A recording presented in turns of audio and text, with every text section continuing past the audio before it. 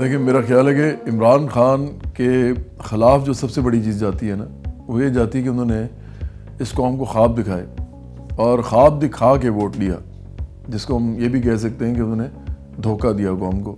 میں سمجھتا ہوں کہ اس ملک کے اندر عام لوگوں کے لیے کوئی پارٹی ہے ہی نہیں، یہ ساری پارٹیز جاگیرداروں سرمایہ داروں مافیاز کی ہیں۔ کچھ عرصے کے اندر لوگوں کو نظر آنا شروع ہو جائے گا کہ یہ جو میں نے کیا تھا، میوزک کو پیچھے کر دیا، ہر چیز کو پیچھے کر دیا، سیاست میں آ گیا، تو یہ ایک تو بڑا پرانا خواب تھا، لیکن ہمیں نظر بھی آتا ہے کہ یہ ہو سکتا ہے۔ مریم نواز کی اگر دادی فوت ہو جاتی ہیں تو اس کے اوپر یہ دونوں ٹی وی پہ آگے لڑ رہے ہوتے ہیں، اس کا کیا تعلق ہے ایک عام آدمی کی چینی اور آٹے کی قیمت کے ساتھ؟ آپ ان سے کیسے ایکسپیکٹ کرتے ہیں، ان سے کیسے امید لگاتے ہیں کہ یہ لوگ آپ کے لیے کچھ کریں گے؟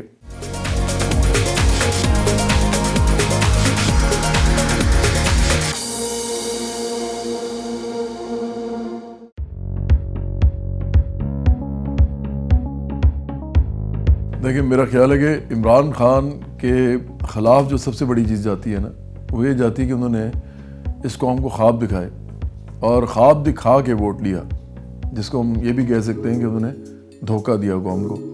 کیونکہ جب آپ کسی کو یہ کہتے ہیں کہ میں یہ کر دوں گا، وہ کر دوں گا، نوکریاں دے دوں گا، 1 کروڑ 50 لاکھ گھر دے دوں گا، اور اس کے علاوہ بھی کیونکہ لوگوں کے اصل مسائل یہی ہوتے ہیں، یہ سمجھنا چاہیے لوگوں کو کہ کرپشن کے نام پہ اس کے حق میں اس کے خلاف کوئی ووٹ نہیں دیتا۔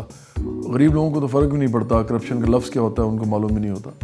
تو انہوں نے جن وعدوں پہ عمران خان کو ووٹ دیا وہ ان کو نہیں ملے ابھی تک۔ اچھا الٹا یہ ہوا کہ عمران خان نے کہا کہ مہنگائی نہیں ہوگی، ہم جب آئیں گے تو ڈالر جو ہے وہ نیچے جائے گا۔ پھر انہوں نے کہا کہ پیٹرول سستا ہوگا، گیس سستی ہوگی۔ انہوں نے کہا کہ کھانے پینے کی اشیاء جو ہیں وہ بالکل سستی ہوں گی، کیونکہ اگر یہ مہنگی ہو جائیں تو اس کا مطلب ہے کہ حکمران ٹھیک نہیں ہے۔ اب یہ سارا کچھ آپ اپنے سامنے رکھیں تو ووٹ ان کو اس بات پہ ملا ہے، اس کا مطلب یہ ہے کہ انہوں نے ووٹ لوگوں سے لیا ہے ایسی باتیں کر کے جن کا ان کو معلوم بھی نہیں تھا وہ کر سکتے ہیں کہ نہیں کر سکتے۔ تو اس لیے لوگ زیادہ پریشان ہیں، اب لوگوں کے پاس امید نہیں ہے۔ ایک تو انہوں نے یہ ہر چیز جو کہا تھا وہ نہیں کی، اور جو چیزیں وہ کہتے تھے کہ میں نہیں کروں گا وہ انہوں نے کی ہیں، اور عوام کے اوپر مہنگائی اور غربت کا جو ہے انہوں نے ایک پہاڑ کھڑا کر دیا ان کے سامنے۔ تو اس لیے لوگ بڑے پریشان ہیں، اور لوگوں کو نظر بھی نہیں آ رہا کہ کچھ کریں گے، کیونکہ جب شروع میں 2 سال میں آپ کچھ نہیں کرتے، ایک گورنمنٹ بنانے کے بعد اتنے بڑے بڑے دعوے اور وعدے کرنے کے بعد، تو پھر لوگوں کو لگتا ہے کہ آگے بھی کچھ ہونے والا نہیں ہے۔ تو ایک طرف تو پریشانی ہے جو ٹینجیبل پریشانی ہے، اور دوسری طرف نا امیدی ہے اور مایوسی ہے۔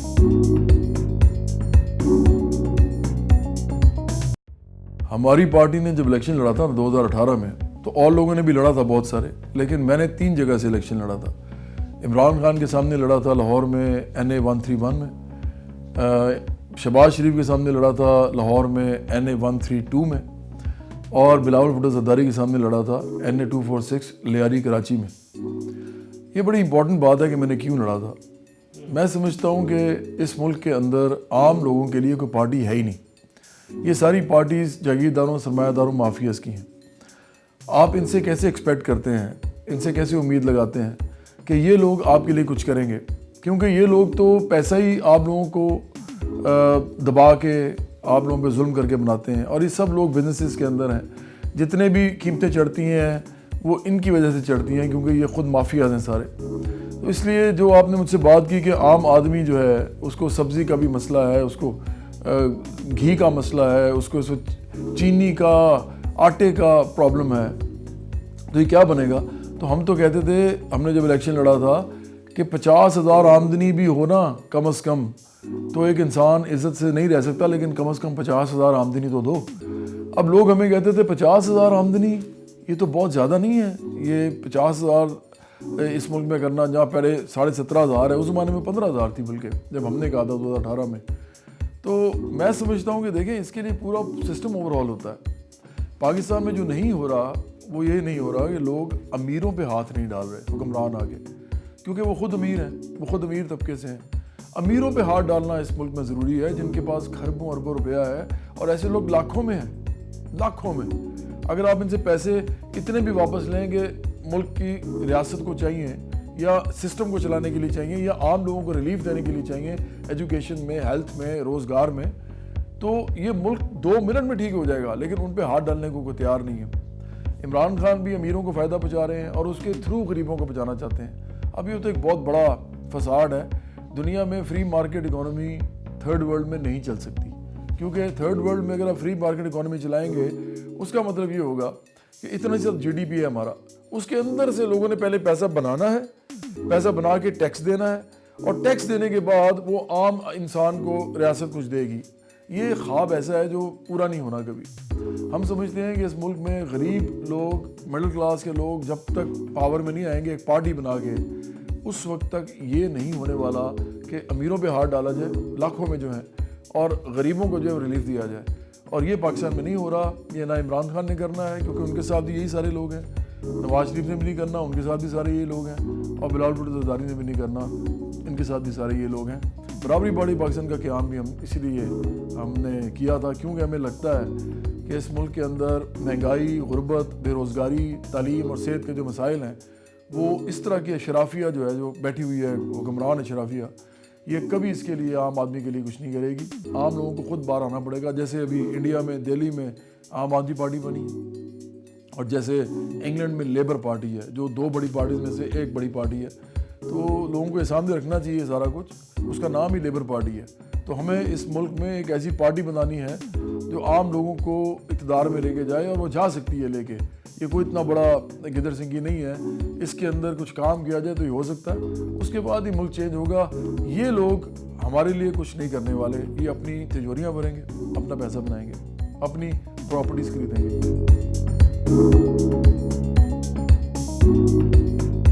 پہلا سوال جو ہے نا آپ کا وہ بہت ہی اہم ہے. عمران خان نے ایکچولی اس قوم کے ساتھ جو وعدے کیے وہ 4-5 چیزیں سامنے رکھ کے کیے تھے, اور وہ 4-5 چیزیں جو تھیں وہ ہم ان کو کہیں گے کہ وہ ایک ٹیمپرری چیزیں ہوتی ہیں, وہ ان کی کوئی پرماننٹ حیثیت نہیں ہے, وہ ساری ایور چینجنگ ہوتی ہیں, ویریبلز ہیں سارے. جیسے مثال کے طور پر انہوں نے کہا کہ ٹیکس ہم زیادہ لیں گے لوگوں سے, پھر انہوں نے کہا ہم منی لانڈرنگ روک دیں گے, پھر انہوں نے کہا کہ ہم باہر سے پیسہ واپس لے کے آئیں گے, جو لوٹا ہوا پیسہ ہے وہ واپس لے کے آئیں گے. چوتھا انہوں نے کہا کہ باہر کے جو ایکسپیٹریٹس ہیں وہ پیسہ بھی بھیجیں گے, جس کو ہم کہتے ہیں کہ وہ لوگ جو ہیں وہ اپنے اس ملک میں جتنے بھی ان کے رشتہ دار ہیں, جو ان کی پراپرٹیز ہیں, وہ اس کے لیے, اور ایون اپنے گھر والوں کی روزی روٹی کے لیے جو وہ بھیجتے ہیں. اسی طرح انہوں نے پھر یہ بھی کہا کہ اس ملک کے اندر جتنی بھی کرپشن ہوئی ہے ہم ان کے اوپر ہاتھ ڈالیں گے ملک کے اندر. ایک تو پیسہ باہر سے آئے گا, ادھر بھی ہم لوگوں پہ کا احتساب کریں گے. یہ سارا کچھ نہیں ہوا. لوگوں کو اچھی طرح معلوم ہے کہ عمران خان ان میں سے ایک بھی چیز نہیں کر سکے, اور جو یہ کر رہے ہیں وہ سلیکٹیو کر رہے ہیں. وہ یہ کیا کرتے ہیں کہ جب کوئی سر اٹھاتا ہے ان کے خلاف, اپوزیشن کے اندر زیادہ بات کرتا ہے, انہوں نے بھی ایکچولی کرنا تو کچھ نہیں ہے. ہم تو سمجھتے ہیں, ہماری باڈی تو سمجھتی ہے کہ سارے ایک جیسے ہیں, لیکن یہ ان کی آپس کی لڑائی ہے. اس کو ہم کہتے ہیں حکمرانوں کی آپس کی لڑائی, حکمران طبقے کی آپس کی لڑائی. اس کا عام آدمی کی مہنگائی اور غربت سے کوئی تعلق نہیں ہے اس لڑائی کا. جیسے مریم نواز کی اگر دادی فوت ہو جاتی ہیں تو اس کے اوپر یہ دونوں ٹی وی پہ آ کے لڑ رہے ہوتے ہیں, اس کا کیا تعلق ہے ایک عام آدمی کی چینی اور آٹے کی قیمت کے ساتھ. تو اس لیے انہوں نے یہ جو پورا ایک فساد ایک کریٹ کیا ہوا ہے, میں سمجھتا ہوں کہ اس کا اصل میں جو نقصان ہو رہا ہے وہ عوام کو ہو رہا ہے, جو جنہوں نے ان کو ووٹ دے کے منتخب کیا ہے, اور ان سے ہونا اب کچھ نہیں ہے. اس کی وجہ ہے کہ عدالتیں یہ کہتے ہیں ہمارے حق میں نہیں ہے. میں حیران ہوں کہ عمران خان ایک حکومت چلا رہے ہیں, جب ان سے پوچھا جاتا ہے آپ نے جو کہا تھا وہ کیوں نہیں کیا, تو کہتے ہیں جی وہ عدالتیں لوگوں کو رہا کرتے ہیں تو ہم کیا کریں. ہم سب کو معلوم ہے کہ جو حکومت چلاتا ہے اور جو حکومت میں آتا ہے اس کو یا تو سوچ سمجھ کے آنا چاہیے کہ وہ کیا کرنے لگا ہے, بڑے بڑے دعوے نہ کرے, اور اگر اس نے کر دیے ہیں تو پھر وہ جو مرضی ہو جائے, چاہے اس کو سر دھڑ کی بازی لگانی پڑے, چاہے جو بھی مقتدر قوتیں ہیں, ہم نہیں جانتے کسی بھی قوت کو, جو بھی قوتیں اس ملک کے اندر کام کر رہی ہیں, آپ ان کے سامنے جا کے کھڑے ہوں. ویسے بھی 65-70 سال کے آپ ہو گئے ہیں, آپ نے اور کتنا انجوائے کرنا ہے زندگی کو, آپ اب سر دھڑ کی بازی لگائیں. لیکن میں نے دیکھا عمران خان اس معاملے میں بڑے بزدل ہیں, اور وہ جو بھی ان کی مسئلے ہیں اس کی وجہ سے بھی کچھ نہیں کر پا رہے, اور ان کے ارد گرد بھی وہی لوگ ہیں چونکہ ان کو کچھ کرنے بھی نہیں دے رہے. تو میں تو کچھ ہوتے نہیں دیکھتا. تو پہلے سوال کا جواب تو آپ کا یہ ہے کہ جو کچھ بھی عمران خان نے کہا تھا وہ انہوں نے نہیں کیا. احتساب کا عمل جو ہے وہ انتقامی ہے، صرف چند لوگوں کے خلاف ہے. اپنی پارٹی کے اندر ان کے اتنے بڑے بڑے مافیاز بیٹھے ہوئے ہیں، ان کو وہ چھیڑ نہیں رہے. تو یہ ایک سارا ایک ڈرامہ ہے اور ہمیں بڑا افسوس ہوتا ہے دیکھ کے. دوسرا سوال آپ نے جو کیا ہے، دیکھیں اس ملک کے اندر اگر ہماری جیسی جب پارٹی بنتی ہے، برابری پارٹی پاکستان بڑی ہوتی ہے، تو ایسی پارٹی صرف تحریک کی صورت میں بڑی ہوتی ہیں. تحریک کی صورت میں یہ لوگوں تک جاتی ہیں. ایک نظریہ ہوتا ہے جو لوگوں تک جاتا ہے. نظریہ بڑا سمپل ہے کہ نہ میں نے وزیر اعظم بننا ہے، نہ میرے رفقا نے جو کہ اس پارٹی کو چلا رہے ہیں. ہم اپنے پیسوں سے چلاتے ہیں. ہم کسی جاگیردار سرمایہ دار مافیا کو جب رکھنے ہی نہیں چاہتے پارٹی میں، وہ آ ہی نہیں سکتے، تو ہم اپنے پیسوں سے چلائیں گے نا. تو مڈل کلاس کے لوگ اپنے پیسے جو کمائے ہوئے تھوڑے بہت ہیں ان میں سے پیسے لگا رہے ہیں پارٹی پہ.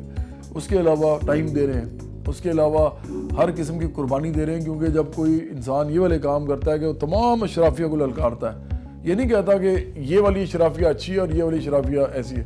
ہم کہتے ہیں سب ایک جیسے ہیں، انہوں نے پیسہ بنایا ہے. اور ہم یہ بھی نہیں کہتے ان کو جیلوں میں ڈالیں. ہم کہتے ہیں یہ پیسہ واپس کریں ریاست کو. انہوں نے بہت کمایا، اس وقت کمایا جب لوگ رو رہے تھے، ان کی نسلیں برباد ہو رہی تھیں.